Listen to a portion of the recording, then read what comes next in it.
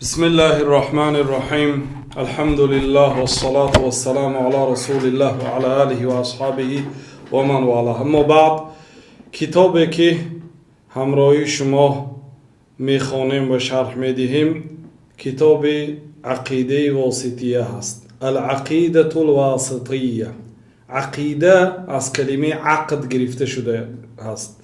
الله تعالی میگوید که یا ایها الذین آمنوا اوفوا بالعقود، ای آنهایی که ایمان آورید به عقدها وفا کنید. عقد بستن.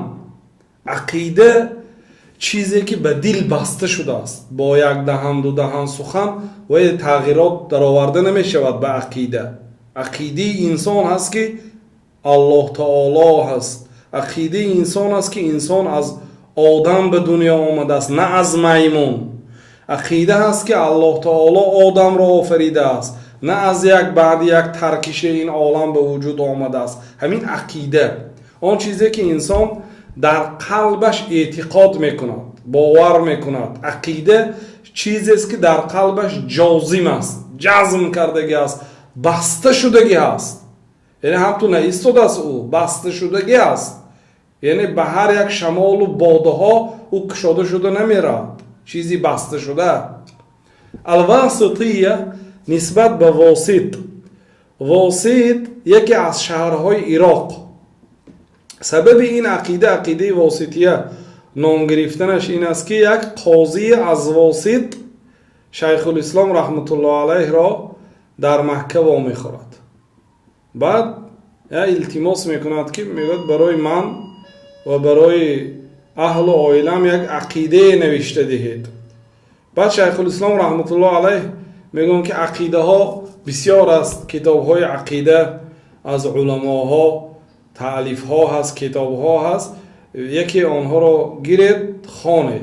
کی میگوید نه، برای من آن چیزی که شما می نویسید همان لازم است. میگه نباشد قاضی بود. شیخ الاسلام تمی یگان مراتبه نه قاضی شدن، نه مفتی شدن رحمت الله علیه، نه امام بودن، نه امام پنج وقته بودن، نه امام جامع بودن. یگان منصب نداشتن، برای آنکه به منصب هم نمیگذاشتن.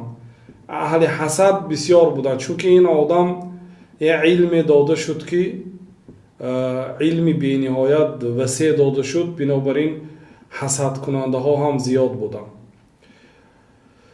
واسطیه نسبتاً به واسط. همین قاضی از قاضی های واسط التماس میکند که شیخ الاسلام تیمیه برای او عقیده نوشته تا اینکه ما همراهی اهل و عائله ما همون خوانیم، حفظ کنیم و با همون عقیده الله تعالی را واخوریم.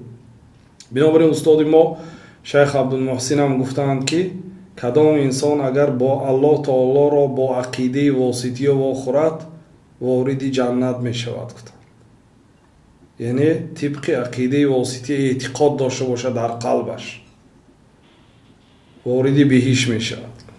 و این کتاب شیخ الاسلام تیمیه عقیده واسطیه نمانده نامشه. و این کار بعد نماز عصر بود برادرای عزیز. بعد نماز عصر در مسجد حرم در کعبه بودن که التماس کرد. بعد شیخ الاسلام تیمیه دیگر برای خودشان لازم دانستند و نشستند. بعد نماز عصر نوشتن تا نماز شام. همین کتاب نوشتن یگان مراتبه مراجعه نکردن. مراجعه یعنی از نو خوانده میبرایید. بار بعد اینکه نوشتید خوانده میبرایید، اگر یگان غلط کرده باشید از نو می نویسید. نکرده، همین نوشتن دادن در دستش.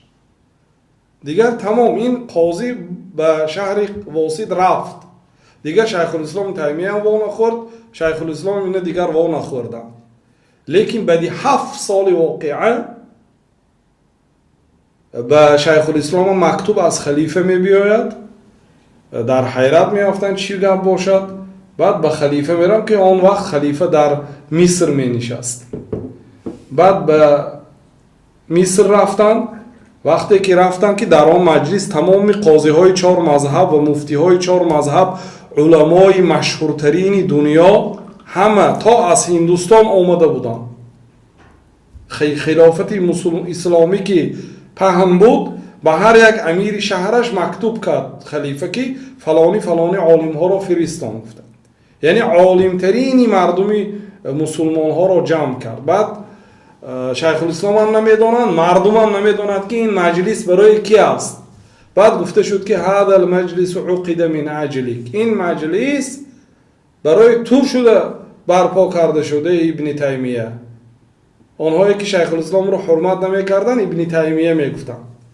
اصل از کلمه شیخ الاسلام، لقب شیخ الاسلام ابن القیم شاگردشان مشهور کرده است. یعنی حتی در زمان زنده بودنشان این لقب بود. یعنی این لقب اساسا ابن القیم شاگردشان سمعت شیخنا شیخ الاسلام قدس الله روحه و طیب ثراه، رأیت شیخنا شیخ الاسلام قدس الله روحه و نور ضریحته گفته ذکر میکنه. برای آنکه واقعا اگر خیلی که بعضی علما گفتن اگر پدر و مادر ما را از دنیا از آسمان به زمین آورده باشد، یعنی به دنیا، استاد ما را از زمین به آسمان برداشته است، بنابراین احترام میکردم و حق استاد را میدادم. بنابراین شیخ الاسلام از همونجا پیدا شد. ابی العباس، پدر عباس. شیخ الاسلام عباس گفتگی فرزند نداشتن، برای اینکه شیخ الاسلام خانه‌دار نشدن، نه خانه‌دار شدن نه کنیز گرفتن، لذت زن ندیدن، برای اینکه مشغول با لذت علم بودن، وقتی خالگی نداشتن. برای اینکه نکاح بعضی انسان ها تعجب میکنن، چه خیلی میگن شیخ الاسلام تیمیه زن نگرفت. حکم نکاح چیست؟ حکم نکاح یک عقد است، یک امر است که 5 احکام همش داخل میشد. یعنی مانند نماز بامداد، 2 رکعت فرض نماز بامداد حکمش چی؟ فرض است، تمام تغییر نیابنده از روزه داشتن ماه رمضان فرض است. اما نکاح چی؟ نکاح می شود فرض، نکاح می شود مستحب، نکاح می شود مباح، نکاح می شود مکروه، نکاح می شود حرام. 5 حالت به نکاح قبول میموند، 5 حکم را. فهمیدید برادر عزیز؟ بنابراین به بعضی انسان ها نکاح یعنی فرض است. آن آدمی که اگر نکاح نکند زنا میکند. آن آدمی که شرایط خانه‌داری دارد، خانه دارد، امکانیت زن گرفتن دارد، اگر زن نگیرد به زنا واقع میشد، برای این آدم فرض است. یا آدمی کمبغل است، بیچاره شهوتش بلند است ولی کمبغل است، مال و ملک ندارد، امکانیت ندارد، یا در سفر است یا دیگر دیگر مشکلی ها دارد، برای این روزه میگیرد، برای این مستحب است گرفتن. یا آدمی هست بیمار است مثلا، یا اینکه یا آدمی هست که از او مقصد اگر فرزند نمیشده باشد، این دیگر مسئله های اینا عیب در نکاح هست، اینا بیان میکند. برای بعضی انسان ها خانه‌دار شدن حرام میشد. میداند که مثلا خانه‌داری کرده نمیتواند، جای ندارد، خانه ندارد، مال و ملک ندارد، قوت ندارد، سلامتی ندارد و همین زن، همین دختر مثلا نامش به زنی شوهر دیده میبراید و لیکن مقصد همین حیات خوب رو نمیبیند. میدوند که حق زن رو ادا کرده نمیتوند، چون که این علیک، برای تو علیک یعنی واجب است که حق همسرت رو ادا کنی. و واجب است، حق ادا کرده نمیتوند، دانسته نمیگیرد، حرام است، مکروه است در بعضی حالات و در اکثر احوال مستحب است، سنت است، گیرد ثواب است. شیخ الاسلام مشغولی به فرض بودن، مشغول بودن واقعا. حالا اگر من نیت کردم برای شما کمتر از عقیده میخونیم و کمتر از مناظره میخونیم. این عقیده واسطیه مناظره عقیده واسطیه دارد در مجموع الفتاوا. چی معناش مناظره؟ همین مناظره که الان به شما یک قسمش نقل کردم که پادشاه خلیفه میگوید که این مجلس برای تو چی شد، همین مناظره میخونیم کمتر. برای چی؟ برای اینکه این مناظره با عقیده واسطیه علاقمندی زیچ دارد. برای چی؟ برای اینکه پادشاه میگوید که ما شنیدیم و ما خبرها آمد که تو مردم رو به عقیده دعوت میکنی، از خودت یک عقیده نوشته، مردم رو به همین عقیده دعوت کرده ایستاده ای. بعد حیران میشم، من میگم کی نوشتیم؟ با همون کتاب میبرم، میگم مقصد این خیل گفتی آن خیل گفتی میگویم میفهمن که همون عقیده واسطیه که 7 سال پیش نوشته بودم. نوشتن یک نسخه هم همراهشان ندارم. نوشتن دادم به یک آدم.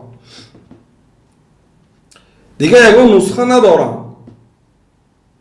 میگوید که تو مردم دعوت میکنی فلان فلان سخنها را گفته وقتی که بعضی جمله ها را گفتن فهمیدن که همون عقیده را در نظر دارن. اون کتاب پهن شده است. الله تعالی اخلاص دیت همین خیلی. شما به یک نفر نوشته دادید با مقصدی پهن شدن نه. من خانت به خان رفته همراهی زن و بچه. اون میبرد که به یک کسی دیگر همسایش از خیش از شاگرد میخواند معقول میشد نوشته میگیرد از وای دیگر کس نوشته میگیرد همین گونه کتاب پهن میشه. من ببینید امروز در نزد شما ایستاده است. شیخ الاسلام تیمیه سال 728 از دنیا گذشته. 700 سال پیش. امروز کتاب در پیش شما است. یگان حرفش کم نشده. بعد وقتی که میگن در شیخ الاسلام تیمیه میگه من هیچگاه از پیش خودم عقیده نوشته مردم رو دعوت نکردم و این گونه کتاب ها رو هم تقسیم نکردم. بعد وقتی که میگن میفهمن که عقیده واسطیه که نوشته بوده همون رو در نظر دارد. بعد میگن که خب مقصد چی کنید؟ هر یک عباره شما من در نزد شما جواب میدم. کی اگر ملاحظه داشته باشد خیزد از جاش یک جمله میخونیم. بعد خلیفه میگوید که همون کتاب هست. کتاب نبود از در مجلس. بعد یک کس میفرستونن کتاب گرام میبیاد. وقتی که کتاب عقیده واسطیه گرام میبیاد بعد شیخ الاسلام تیمیه میخواهن خوانن که یک عالم میگوید که تو نخوان میگوید. شیخ الاسلام خودشون هم راضی میشن خلیفه هم میگوید دیگر کس خواند. با نگوید که شیخ الاسلام از ترس مردم یگان جملهش پنهان کرد. همه اشعری و ماتوریدیش دیگه است آخر. همین دامله های حنفی های و مالکی های شافعی ها چه خیلی است آخر. همش اشعری هست. حنفی ها ماتوریدی هست. مالکی ها کتی شافعی ها اشعری هست. حنبلی یعنی مذهب حنبلی یگانه مذهبی که در هم در فقه و هم در عقیده در مذهب امام احمد ماندگی است. امام ابو حنیفه مگر اشعری بودن؟ ابو اشعری کی پیدا شد؟ اشعری در سال 300 به دنیا آمد. امام ابوالحسن اشعری.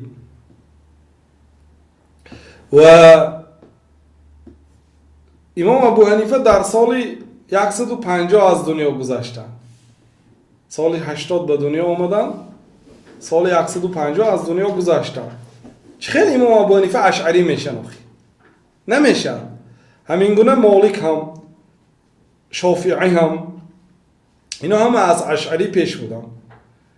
و پیروای این مذهب ها اکثری پیروای این مذهب ها حنفی ها در مذهب ماتوریدی است و شافعی ها و مالکی ها میدونید مالکی ها در افریقا است. امروز مالکی ها مردم افریقا غیر مصر مغرب موریتانیا تمام دیگه باقی مانده دولت های عربی افریقایی اینها مالکی هستند. اما مصر هم شافعی دارد هم حنفی دارد هم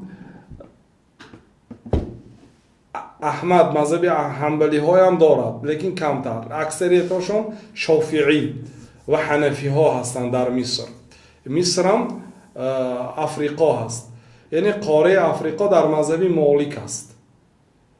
اصلا امام مالک از مدینه بودن لیکن مذهبشون خواست الله تعالی است. همین خیلی به قاره افریقا رفت. مذهب احمد در جزیره عرب است. اساسا مملکت عربستان سعودی، قطر، اردن، یعنی امارات همین جاها مذهبی در مذهب حنبلی هستند و کم شخصیت ها در عراق در مذهب حنبلی هستند چون امام احمد اصلا عراقی هستند. امام ابو حنیفه هم عراقی هستند. امام شافعی هم عراقی هستند اصلا. ولی در مصر مذهب دویمشان در مصر تغییر یافت.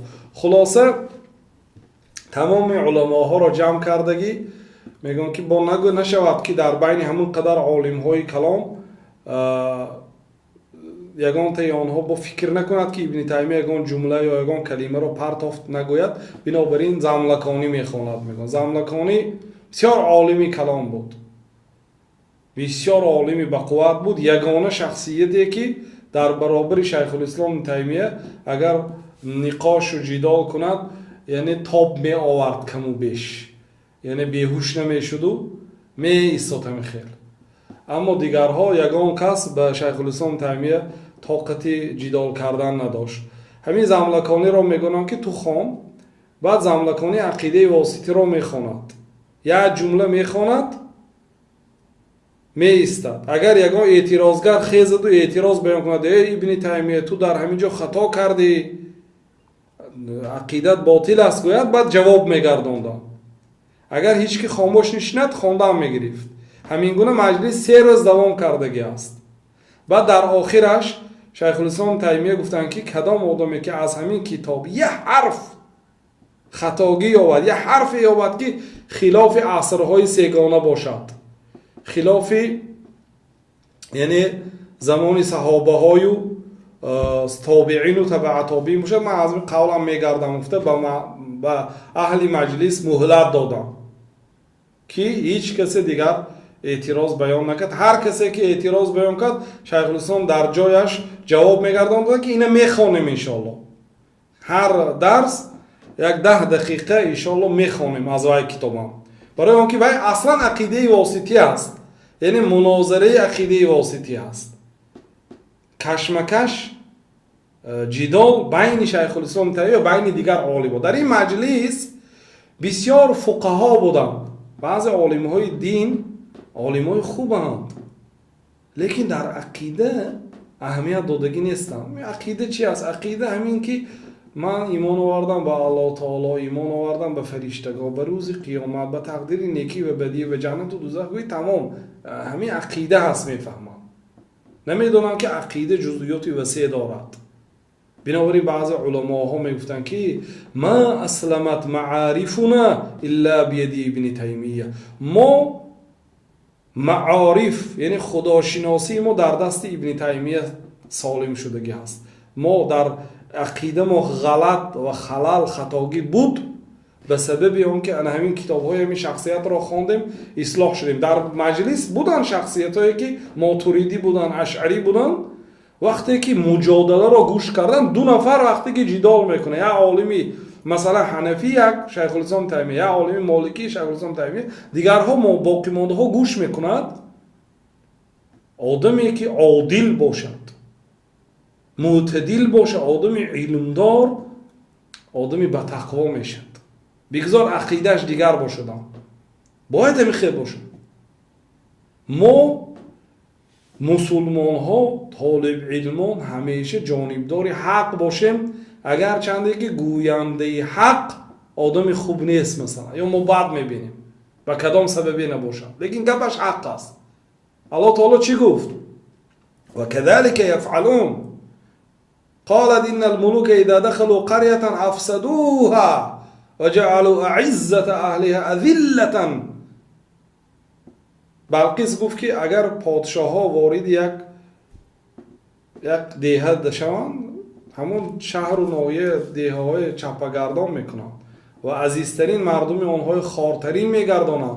الله تعالی گفت که و كذلك يفعلون، لیکن همین خیل میکنند. گفت گفی همین زنه که مشرکه الله تعالی تصدیق کرد و كذلك يفعلون. در حقیقت یعنی پادشاه ها همین خیل است. وقتی که وارد یک قشلاق میشن، وارد یک شهر میشن، اما رو چپگردان میکنن. و ایچون پیامبر صلی الله علیه و سلم صدقه که و هو کذوب گفتن، راست گفته است لیکن دروغچی گفتن شیطانه. سخن شیطان کدی هر شب ما عمل میکنیم. پیش از خواب رفتن آیت الکرسی اگر خوانی شیطان تا سحر ضرر نمیرساند گفتن، لیکن پیامبر صلی الله علیه و سلم تصدیق کردن، گفتن که صدقه که راست گفته است. گپی شیطان است اصلش، لیکن پیامبر صلی الله علیه و سلم تصدیق کردن صدقه که و هو کذوب، راست گفته است لیکن او دروغچی است. بنابراین بعضی عالم ها که در مناظره اشتراک کردن میل به سخنهای شیخ الاسلام تیمیه کردن. چون که دو نفر مجادله کند، شما یک شخصی خالص باشید، حتی بلند شخصیتی که شیخ الاسلام نمیشناختن. اون زمان حاضر نبود که یک عالم همه دنیا شناسد. همه عالم کی میشناسه؟ آن آدمایی که کتابش خوانده است یا دیده است هم ها میشناختن. نمیشناختن، بنابراین غرض نداشتن. وقتی گوش کردن دلیل ها را، عقیده را قبول کردن. گفتن راست میگوید.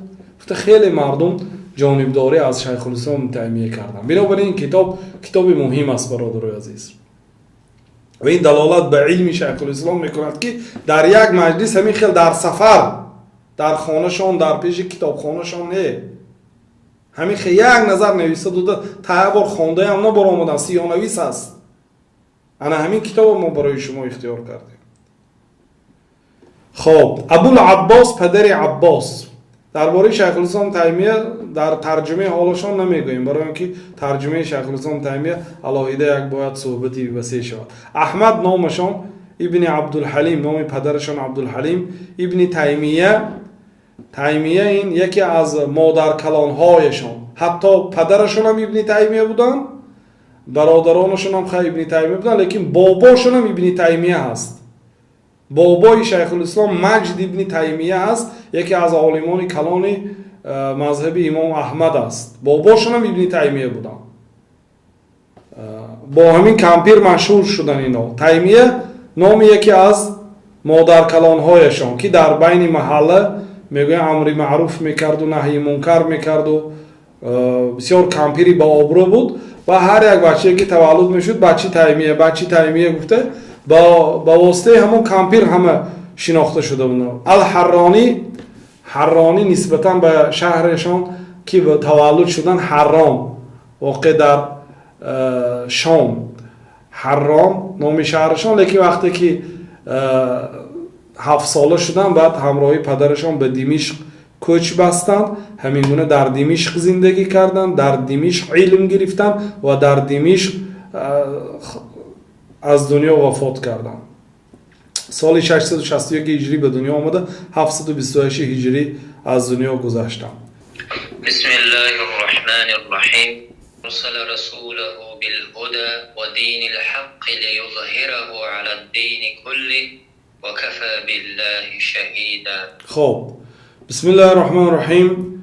این آیتی از آیات‌های قرآن کریم است و مستحب است که انسان کتاب‌های علمی را با بسم الله الرحمن الرحیم شروع کند، چون که الله تعالی سوره‌های قرآن را با بسم الله الرحمن الرحیم شروع کرد و پیامبر صلی الله علیه و سلم وقتی که مکتوب می‌نویسند بسم الله الرحمن الرحیم میگفتند.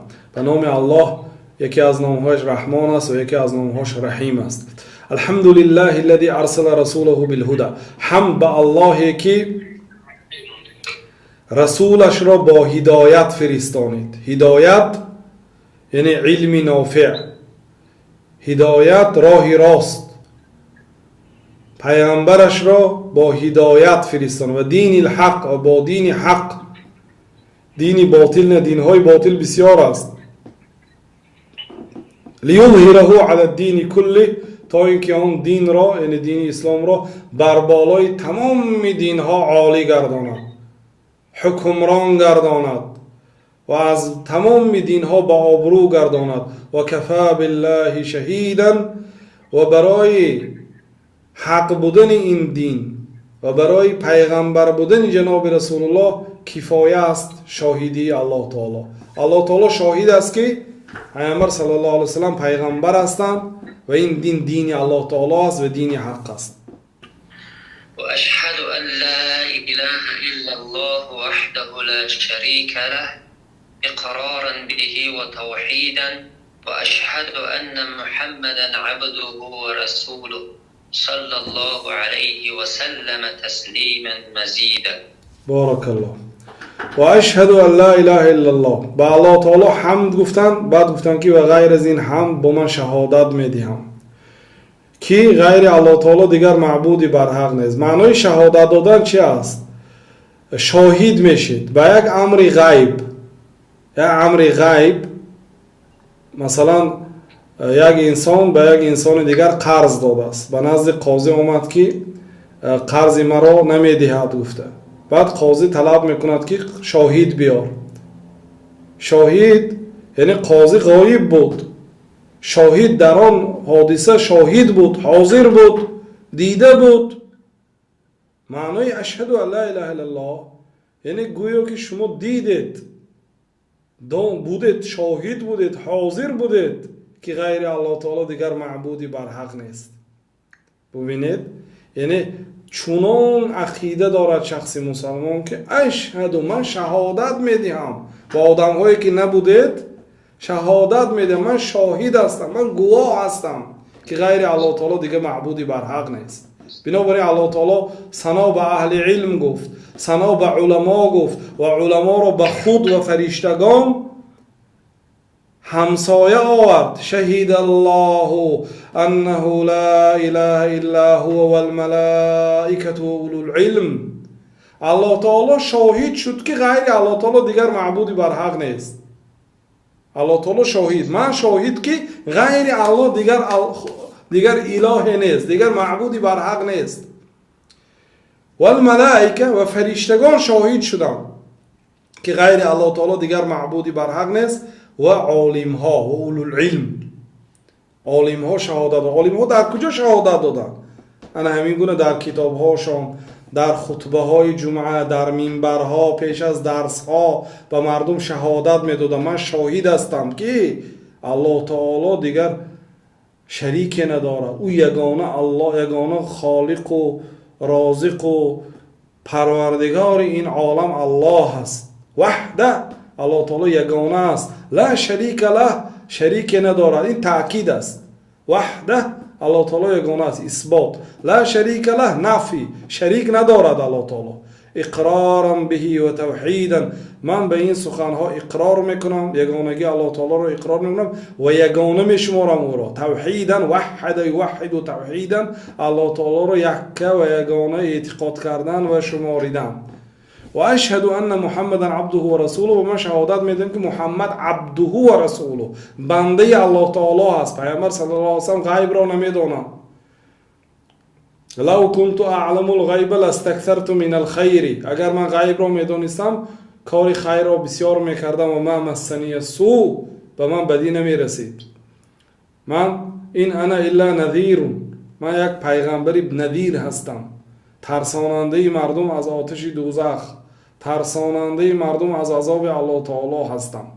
بنده، مثلا بنده بودم، بیمار می شدم، گریه می کردم.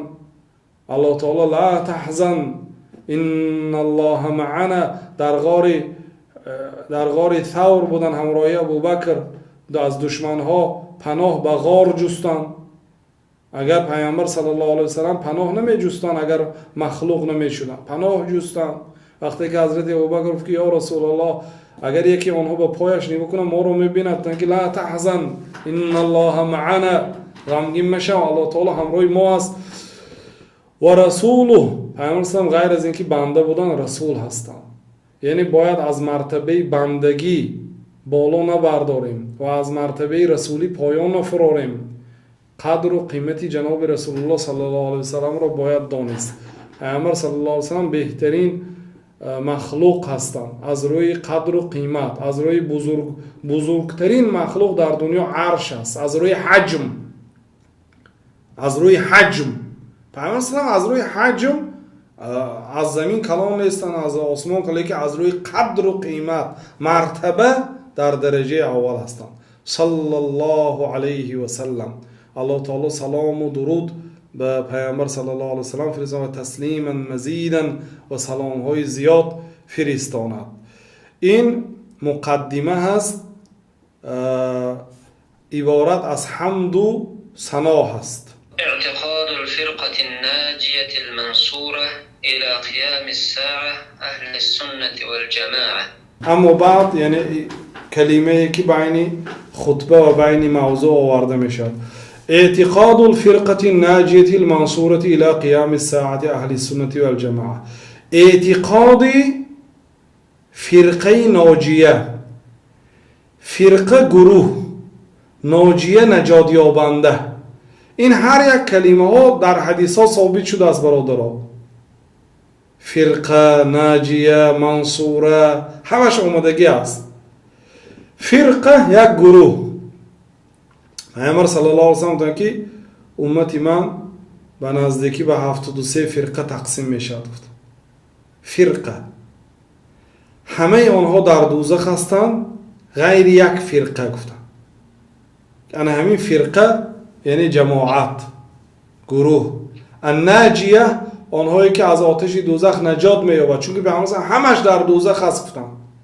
کلها فی النار، همش در دوزخ است مگر همین فرقه الناجیه، اینا نجات یابنده هستند. المنصوره، الله تعالی این فرقه را نصرت می دهد اگر مادامی که در عقیده ثابت قدم باشند و طبق شریعت عمل کنند. الله تعالی آنها را نصرت می دهد. منصوره این صفت اهل سنت و الجماعت است که آنها یاردم داده میشن تا روز قیامت، الی قیام الساعه، تا روز قیامت این فرقه موجود است، نیست و نابود نمیشد. اهل سنت و الجماعه، اینها اهل سنت هستند برای آنکه طبق سنت عمل میکنند. وقتی که پیامبر صلی الله علیه و سلم گفتند کردند، سنتی پیامبر صلی الله علیه و سلم را میبینن با جان و دل قبول میکنن. و الجماعه، و اینها اهل اجماع هستند. اجماع مسلمان ها چهارمین رکنی، چهارمین منبع شریعت هست و اهل جماعت هستند.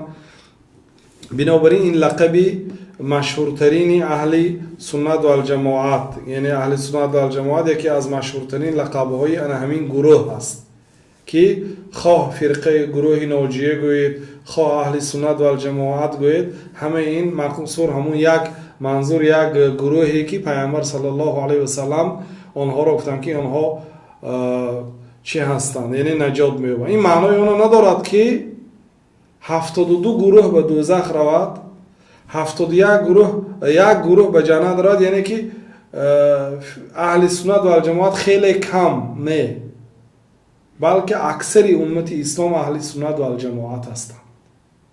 یعنی اهل باطل 72 گروه باطل به یک گروه اهل سنت نمی براید از روی عدد هم. آنها کم کم فرقه ها هستند در همه گوشه و کنار دنیا. الله تعالی عددشان رو کم گرداند. خوانید. الإيمان بالله وملائكته وكتبه ورسله والبعث بعد الموت والإيمان بالقدر خيره وشره. گفتن که اعتقاد فرقه ناجیه منصوره تا روز قیامت، یعنی اعتقاد اهل سنت و الجماعت این است که ایمان آوردن به الله تعالی و فرشتگانش و کتابهایش و پیغمبرهایش و زنده شدن بعد مردن و ایمان آوردن به تقدیر نیکی و بدی است. اعتقاد اهل سنت و الجماعت همین 6 چیز به ایمان آوردن است. بعد خوانید دوامش، مقصد چیزایی که بسیار شنیدگی هستید به پایان میگذاریم. ومن الإيمان بالله الإيمان بما وصف به نفسه في كتابه وبما وصفه به رسوله صلى الله عليه وسلم من غير تحريف ولا تعطيل ومن غير تكييف ولا تمثيل، بل يؤمنون بأن الله سبحانه أعوذ بالله من الشيطان الرجيم ليس كمثله شيء وهو السميع البصير. خب بعد گفتن که و من الایمان بالله، ببینید برادرها، گفتن که عقیده اهل سنت و الجماعت ایمان آوردن به الله تعالی و فرشته ها و کتاب ها و روز قیامت گفتن. بعد گفتن که یک تا شروع میکنن. از جمله ایمان آوردن به الله، ایمان آوردن به آن که الله تعالی بما وصف به نفسه فی کتابه، ایمان میبریم که چه خیلی که الله تعالی در قرآن خود را وصف کرده است، پیامبر صلی الله علیه و سلم چه خیلی که الله تعالی را وصف کرده است، ما همین خیلی باید وصف کنیم. انا همین از جمله ایمان آوردن به الله تعالی میشد. برادرای عزیز، برای چی حالی بعضی آدم ها عقیده و توحید گفتن؟ عقیده چی علم است و توحید چی علم است؟ عقیده اگر شما عقیده طحاویه خوانده باشید میگن که و نرى المسح على الخفين في السفر والحضر و ما یعنی اعتقاد اهل سنت و الجماعت این است که به مسح کشیدن رو اجازت میدانیم هم در سفر هم در حضر. گفتن یعنی درباره چی گپ زدن؟ مسیح و درباره ولات الامور گپ زدن، درباره عالم ها گپ زدن، درباره عموم اهل سنت و الجماعت گپ زدن، یا درباره مثلا پیغمبرها گپ زدن. این عقیده هست. عقیده چیزی وسیع هست، اما توحید فقط درباره الله تعالی. بنابراین بهترین علم توحید است. برای چی؟ برای اینکه موضوع بحثش درباره الله تعالی هست. هر علم، شرفی هر علم، آبروی هر علم به سبب چی است؟ به سبب موضوعش. مثلا علم زولوژیا علم خوب است، درباره چی گپ میزند؟ درباره حیوان گپ میزند. علم آناتومیا درباره آدم گپ میزند. کدام این علم ها مرتبهش بلندتر است؟ آناتومیا. برای چی؟ برای اینکه وای آدم از حیوان بهتر است. یا یک انسان طبیب است، طبیب انسان. یک انسان طبیب بیطار است، طبیب حیوان است. هر دوشم علم است. گاه میشود طبیب بیطار رو میکوید از این شهر به این شهر، از طبیب انسان هم محتاجتر میشه و قدرش میرسید. علم دارد، لیکن طبیب انسان از طبیب بیطار بهتر است. برای چی؟ برای اینکه موضوع بحثی طبیب انسان عضو انسانیت است، علاج بیماری های انسانی است، انسان را از مرگ نجات میدهد. اما بیطار حیوان را موضوع از روی موضوع بحثش به علم بها داده میشه. علم توحید درباره خالق معلومات میدهد. مثلا اگر علم فقه درباره طهارت، نماز، روزه، زکات، عبادات معلومات میدهد، علم خوب است. بنابراین بعد عقیده بهترین علم حلال و حرام است گفتم. لیکن علم توحید درباره الله تعالی سخن میکند. حال علم عقیده درباره جن‌ها هم معلومات میدهد. جن‌ها چی مخلوقی هستند؟ بازگشتشان به کجا است؟ آیا جن‌ها به جنت میرن یا نه؟ کی به سوال جواب میتید؟ جن‌ها به جنت میرن یا نه؟ میروند. دلیل؟ دلیلش همین که واقعا نفسشون هست، برای همین جنت میرن، یا جنت یا دوزخ میرن. دلیل از قرآن یا سنت میشه برادر؟ وما خلقت الجن والانس الا ليعبدون. خب نه برای جنت رفتنشون این دلیل نمیشه. بعضی ها میگن که جن‌ها روز قیامت جن‌های مسلمان خاک میشن، جن‌های کافر به دوزخ میرن، اما جن‌های مسلمان هم تو خاک میشن. میگن یا لیتنی کنت تراب. شخص کافر این وضعیت میبینه و میگن که کاش که منم خاک میشدم مانند حیوانات. و بعضی علما میگن که یا لیتنی کنت تراب این درباره حیوان نمی، این درباره حیوان، لیکن این کافر تمنا میکند روز قیامت.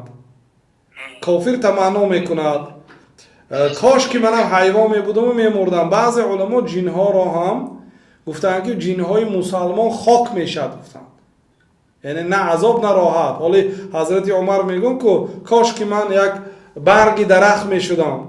برگ درخت چی میشه؟ هیچی، خاک میشه تمام، نه جنت میرد نه دوزخ.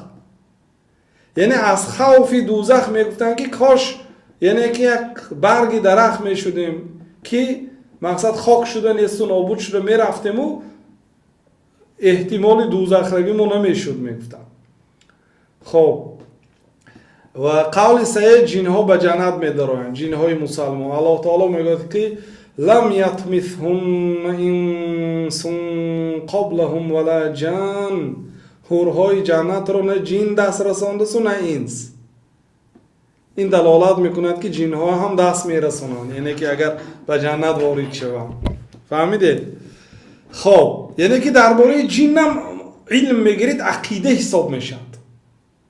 نخواد یک جن مثلا علمی که درباره جن آموختید به علم توحید برابر باشد، برابر نیست. برای چی؟ برای اینکه درباره جن است، این درباره الله تعالی معلومات میده. برای همین سوره اخلاص برابر 3:1 قرآن است. برای چی؟ برای اینکه 100% درباره الله تعالی معلومات دادگی است. یگان دیگر موضوع نیست در سوره اخلاص. برای همین اخلاص نامیده شد. سوره تبت خوانید بعد اخلاص فقط درباره ابولهب و زنش. اون سوره هیچگاه مثلا به اخلاص برابر نمیشه، برای اینکه اخلاص هر دوشم قرآن است، لیکن موضوعش وقتی که درباره الله تعالی است اون سوره بزرگ شد. یا آیت الکرسی بزرگترین آیت در قرآن است. برای چی؟ برای اینکه درباره الله تعالی گپ میزند. خب از جمله ایمان آوردن به الله تعالی هست ایمان آوردن به آن چیزی که الله تعالی خودش را در قرآن وصف کرد و به آن وصفی که پیامبر صلی الله علیه و سلم الله تعالی را وصف کردن. الله تعالی خودش چه خیلی برای ما شناسانیده باشد، ما باید همین خیلی شناسیم الله تعالی را. پیامبر صلی الله علیه و سلم الله تعالی را به ما چه خیلی شناسانده باشند، ما باید همین خیلی شناسیم. من غیر تحریف گفتم، باید حرف تغییر ندهیم. به جای استوا استولا نگوییم، یا لام خوش نکنیم. وقتی که یهودای الله تعالی و قولوا حطتون گفت، آنها حنتتون گفتن. حنتتون به جای حطتون حنتتون، یعنی نون اضافه کردن. بنابراین ابن القیم گفتن که الله تعالی برای یک نون اضافه کردگیشان آنها را لعنت کرد.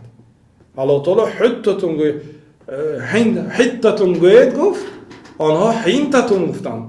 بسیار خلقی جریء بودن، بسیار خلقی جرأتدار بودن. ان الله فقیر و نحن اغنیا، الله تعالی کمبغل است ما بای هستیم گفتن. بسیار جرأت میکردن. و الله تعالی گفت که غلت ایدیهم و لعنوا بما قالوا، دست خداشان به قفاشان بسته شد. الله تعالی گفتن که دست الله تعالی به پشت گردنش بسته شدگی است. این یعنی یک کلمه که برای بخیلی مثال آورده میشد. اگر انسان دستش با زنجیر به قفاش بسته شده باشد خیر کردن نمیتوند. اونا همین خیلی گفتن. بعد الله تعالی در جوابش که غلت ایدیهم، دست خداشون بر قفا بسته شد گفت و لعنوا بما قالوا، لعنت کرده شدن به سبب همین گپاشون. بل یداه مبسوطتان، بلکه دست الله تعالی کشودگی از هر دوشان. چه خیلی خواهد خیر و صد و سخاوت نفقه میکند. بنابراین یهودا دنیا از همه بخیلترین مردم یهودا هست. خب من غیر تحریف، حرف تغییر نمیتیم. ولا تعطیل بیکار کردن یک صفت الله تعالی. الله تعالی گفت که الله تعالی دست دارد گفت. مثلا اگر ما گوییم که دست ندارد گوییم ما یک صفت بیکار کردیم. الله تعالی چشم دارد گفت، ما گوییم که الله تعالی چشم ندارد گوییم این صراحتا یک صفت الله تعالی که در قرآن و در سنت آمده است بیکار کردن است. تعطیل پورا بیکار کردن. ما الله تعالی رو همان گونه‌ای که الله تعالی خودش وصف کرده است، پیامبر صلی الله علیه و وصف کرده، همین خیلی وصف میکنیم. من غیر تحریف، حرف اضافه هم نمیکنیم یا حرف کم هم نمیکنیم، بیکار هم نمیکنیم. و من غیر تکییف، نمیگویم که دست الله تعالی چه خیلی باشد، نمیگویم چه خیلی گفته، سوال نمیتیم. ولا تمثیل، مثال هم نبیاریم دست الله تعالی هست مانند دست ما نمیگویم. بل یؤمنون بان الله سبحانه لیس کمثله شیء و هو السمیع البصیر، بلکه ایمان میبیارم اهل سنت و الجماعت با اینکه الله سبحانه و تعالی لیس کمثله شیء، مانند الله تعالی چیزی نیست و الله تعالی بینا، شنوا و بینا است. همین آیت اصل هست در اسما و صفات برادرها. این برادر قاری بسیار به قاعده های لغوی عربیتان خوب است، نحوتان خوب است، صرفتان خوب است. وقتی که به این الله سبحانه و تعالی و آمدید اعوذ بالله من الشیطان الرجیم گفتید. اگر ضرور میشد شیخ الاسلام ابن تیمیه میگفتن نمیشه. اگر ضرور میشد پیامبر صلی الله علیه و سلم میگفتن. بنابراین و اذا قرأت القرآن فاستعذ بالله من الشیطان الرجیم فقط به قرائت قرآن است. برای استشهاد و برای استدلال مشروع نیست. برای اینکه ما یک کاری خیر کردنی شویم تا دلیل نداشته باشیم نمیکنیم. باید دلیل داشته باشیم. پیامبر صلی الله علیه و سلم در حیاتشون یگان مراتبه استعیذ بالله گفتگی نیستند. اما اعوذ بالله من الشیطان الرجیم گفتگی هستند، لیکن پیش از قرائت قرآن. وقتی که مثلا یک رو دو رو شما قرآن خواندنی هستید، بسم الله الرحمن الرحیم مثلا میخونید، کف ها یا عین صاد قرائت کردنی هستید، در این حالت شما باید اول اعوذ بالله من الشیطان الرجیم یا اعوذ بالله السمیع العلیم گویید و بعد اگر سری سوره باشد بسم الله الرحمن الرحیم گویید، بعد آیات خوانید. اما برای مثال آوردن، برای دلیل آوردن، برای شاهد آوردن از قرآن اعوذ بالله من الشیطان الرجیم مشروع نیست. لیس کمثله شیء، مانند الله تعالی چیزی نیست. این یک نفی مجمل، یگان چیز مانند الله تعالی نیست. و هو السمیع البصیر، الله تعالی شنوا است و بینا است. میگوید که آخه منم شنوا هستم، منم بینا هستم.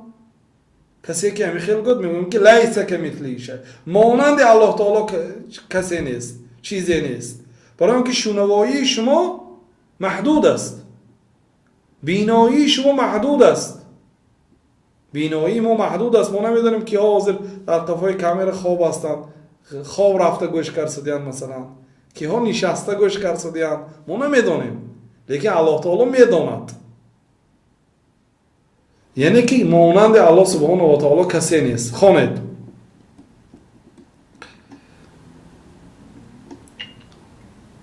ولا ينفون عنه ما وصف به نفسه فلا ينفون، يحرفون الكلم عن مواضعه ولا يلحدون في أسماء الله وآياته ولا يكيفون.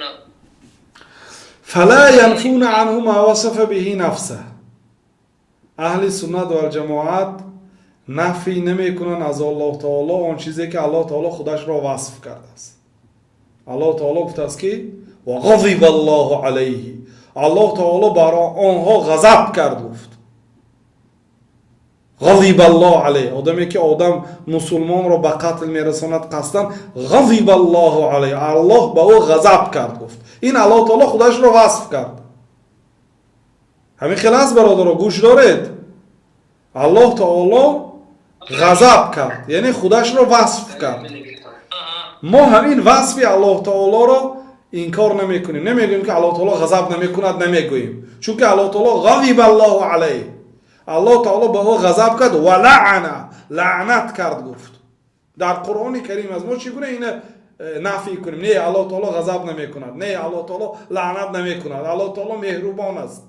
همین خیلی گوییم الله تعالی خود رو همین گونه وصف کرده است. پس ما وصف الله تعالی رو نفی نمی کنیم. نفی یعنی انکار نمی کنیم. ولا يحرفون الكلمه عن مواضعه، اهل سنت و الجماعت کلمه ها رو از جاش تغییر نمیدن. یحرفون تحریف نمیکنن، کلمه سخن را از جاش به جا نمیکنن، تغییرات نمیدارن به سخن الله تعالی، یگان حرف زیاد و کم نمیکنن. ولا یلحدون فی اسماء الله و آیاته، و در نام های الله تعالی و آیات الله تعالی الحاد نمیکنن. الحاد چی معنا دارد؟ میل کردن به سوی باطل. لحد هم اصلا این کلمه گرفته شده است. لحد اول چقوری را میکود و بعد به یک طرف لحد میکرد. لحد یعنی میل میکند به یک طرف. قبرکنی را چقوری به میل میکند، برای همین لحد نامیده شده است. یلحدون یعنی به یک طرف کج، راهی نادرست الحاد میل میکند به سوی باطل در نامهای الله تعالی و در صفاتهای الله تعالی. این نامهای الله تعالی و صفاتهای الله تعالی، آیات الله تعالی، علامتهای هستی الله تعالی، این چیزایی هست که عقیده انسان رو مستحکم میگرداند. عقیده که شد بعد عمل میشد. برادرها، همه شما اعتقاد دارید که الله تعالی هست، برای همین عبادت کرده ایستادید. همه شما اعتقاد میکنید که علم بهترین عبادت است، برای همین در این وقتی شب علم گرفته ایستادید. مردم شاید پول جمع کرده ایستادن، مردم در لهو و لعب وقتی خود را گذرانده ایستادن. شما علم دارید، اعتقاد دارید. بنابراین اعتقاد اساس است، علل خصوص دانستن نامهای الله تعالی و صفاتهای الله تعالی. ولا یکیفون، و نامهای الله تعالی و صفاتهای الله تعالی را کیفیت نمیپرسن. خوب فهمیدیم الله تعالی غضب میکرد است. خوب چه خیلی غضب میکند؟ مثلا ما اگر غضب کنیم، چه خیلی که پیامبر صلی الله علیه و سلم صحابه گفتند که اگر غضب کنند در بالای منبر برام کانه منذر جیش، گویا که مردم را از یک لشکری جنگ میترساندند، آنها را آگاه میکردند. وقتی که دو نفر غضب کرد در نزد رسول الله صلی الله علیه و سلم، رویهاشون سرخ شده بود، رگهای گردناشون برآمد. خب الله تعالی چه خیلی غضب میکرده باشد؟ وقتی که الله تعالی غضب کند آیا همین صفاتها رو نمیگوییم؟ ما کیفیت نمیگوییم. چه خیلی غضب میکند؟ گفتن نمیپرسیم. اهل سنت و الجماعت لا یکیفون گفتن، کیف نمیگن. چه خیلی الله تعالی میبیند، چه خیلی الله تعالی میداند، چه خیلی الله تعالی بر بالای عرش برآمد، حالا چیکار کرده ایستاده است الله تعالی در بالای عرش. کیف گفته سوال نمیدین. کیف به معنای چگونه است، چه خیلی چگونه. خوانید. ولا يمثلون صفاته بصفات خلقه، ولا يمثلون صفاته میشد بصفات خلقه. صفاتهای الله تعالی رو به صفاتهای خلق مثال نمیبیارن، یعنی مانند نمیگن. بله الله تعالی هم دست دارد مانند دستی ما. الله تعالی میخندد چه خیلی که ما میخندیم، نمیگویند. صفاتهای الله تعالی رو به صفاتهای مخلوق ها مانند نمیکنند. لانه سبحانه لا سمی له، چون که الله تعالی هم مثل و مانند ندارد. هل تعلم له سمیا، آیا یگان کسی را میدونه که نظیر الله تعالی باشد، برابر الله تعالی باشد؟ یک معنا. هل تعلم له سمیا، آیا یگان آدم میدونه که نامش الله باشد، هم نام الله تعالی باشد؟ استفهام انکار، یعنی نیست. لا سمی له، الله تعالی هم مثل، هم مانند، هم نام ندارد. لانه لا سمی له. خب کف ندارد.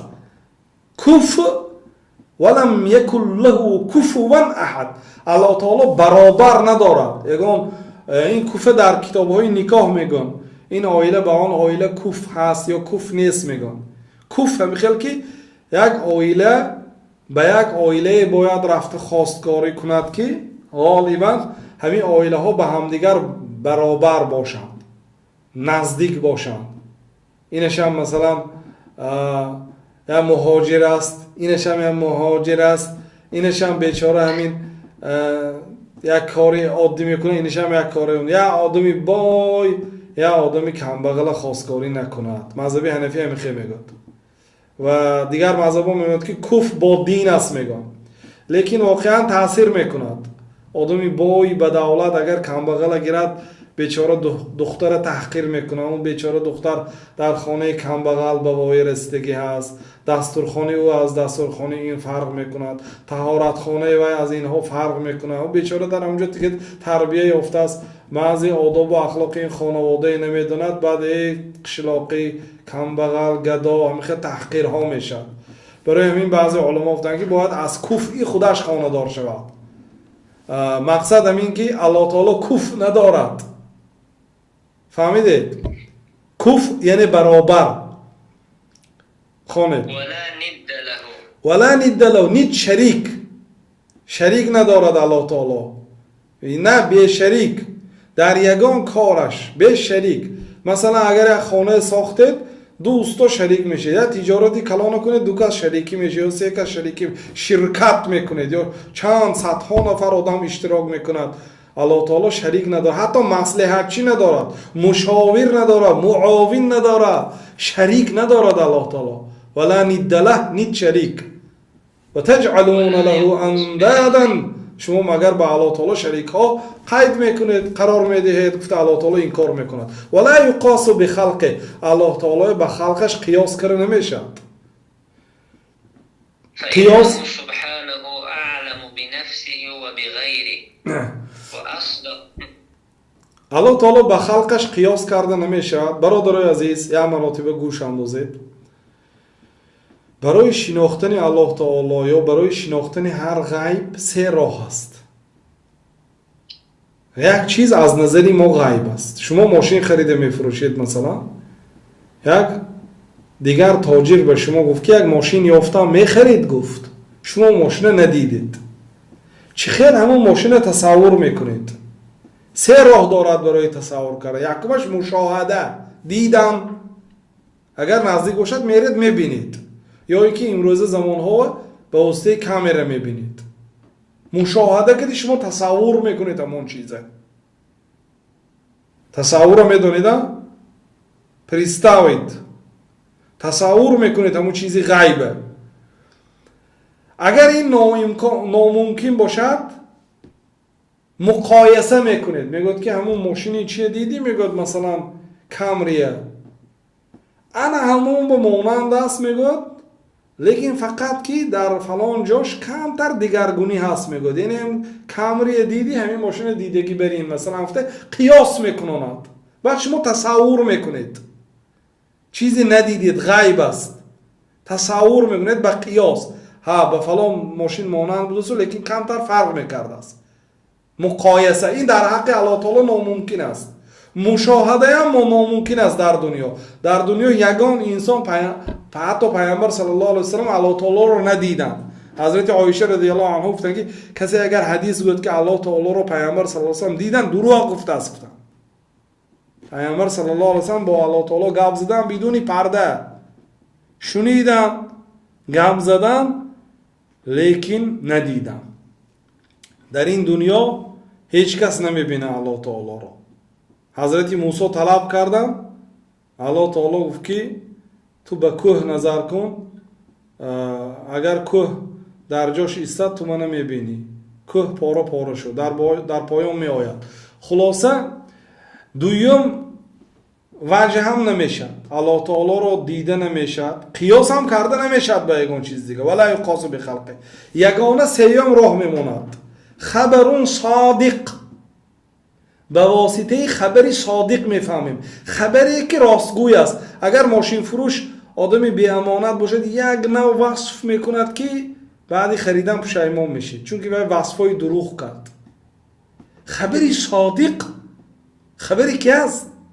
خبری الله است و خبری رسول الله است صلی الله علیه و سلم. انا همین دو خبری صادق است. یگانه راه شناختن الله تعالی و تصور کردن الله تعالی این به خبری صادق میشد. بنابراین ولا یقاس بخلقه، الله تعالی به خلقش قیاس کرده نمیشه. اصل اهل بدعت این قیاسی الله تعالی به مخلوق است. برای چی وسیله گفتم؟ برای آنکه گفتن که به پیش یک رئیس مباشرتا در آمده نمیشد، با یک واسطه در کار است که در آورد در نزد رئیس شما شناس کند، با اجازت گرفته به شما سخن کنید در پیش رئیس، در پیش امیر، در پیش وزیر. یعنی الله تعالی همین گونه است. ما مباشرتا با الله تعالی نمیبریم، ما اولیاء الله عبادت میکنیم، آنها در حق ما از الله تعالی استغفار میپرسن، یا ما کوههای عبادت، سنگهای عبادت، غار عبادت، درخت عبادت، اینها چیزای بیگناه هستند. اینها واسطه میشن بین ما و الله تعالی. این شرک است. برای چی این کار را کردن؟ اصل خطاگی آنها این است که الله تعالی را به مخلوق مانند کردن. الله تعالی به واسطه قبول میکند، به واسطه شما را گوش میکند. فانه سبحانه و تعالی اعلم بنفسه و بغیره. در حق الله تعالی عالم ترین ذات الله تعالی هست. از همه الله تعالی را خوب میشناختگی شخصی الله تعالی است و دیگرهای هم همین خیلی. پیغمبر حضرت محمد علیه السلام را هم از همه خوب کی میشناسد؟ الله تعالی میشناسد که پیغمبر قرار داد. فرعون هم که خوب میشناسد الله تعالی میشناسد. شیطان هم از همه کی خوب میشناسد الله تعالی میشناسد. هر یکی ما و شما را از خود ما دیده الله تعالی خوبتر ما را میداند. و اصدق قیلا، غیر اینکه الله تعالی همه چیز را میشناسد و میداند، با الله تعالی راستگوی است، دروغ نمیگوید. اصدق قیلا یعنی راستگوی ترین ذات است از روی سخن. و احسن حدیثا، غیر از اینکه راستگو هست با سخنش زیبا هست. یعنی یه لیتر بنزین بیار گفته یه لیتر چای در نظر ندارد، خوشروگ هم بزنه الله تعالی. وقتی که دست گفت دست در نظر دارد، وقتی که چشم گفت چشم در نظر دارد. نخواد الله تعالی دست گفت دیگر چیز در نظر داشته باشد. فإنه سبحانه و تعالی اعلم بنفسه و بغیره و اصدق قیلا. الله تعالی برای در حق خودش هم داناترین ذات است، عالم ترین، و در حق غیر خودش هم و صادق ترین ذات هست از روی قول. و احسن حدیثا من خلقه، از خلق دیده الله تعالی زیبا سخن میکند.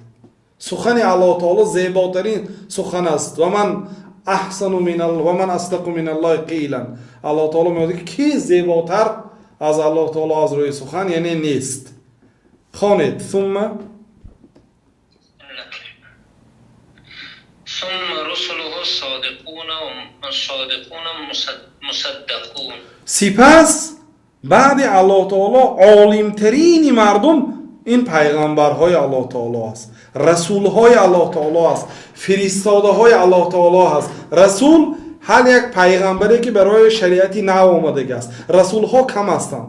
هر یک رسول هم پیغمبر هم رسول، اما هر یک پیغمبر رسول نه. پیغمبرها 124,000، رسول ها 315 دانه. رسول ها کم هستند. ثم رسوله صادقون. بعد الله تعالی عالم ترین شخصیت ها این رسول ها هستند که راستگو هستند. صادقون مصدقون، و راستگویی آنها از جانب الله تعالی هم و از جانب مؤمن ها هم تصدیق شده است. بخلاف الذين يقولون عليه ما لا يعلمون. بخلاف آنهایی که در حق الله تعالی آن چیزی که نمیدانند همان را میگویند. الله تعالی را نمیشناسد، درباره الله تعالی گپ میزند. ولهذا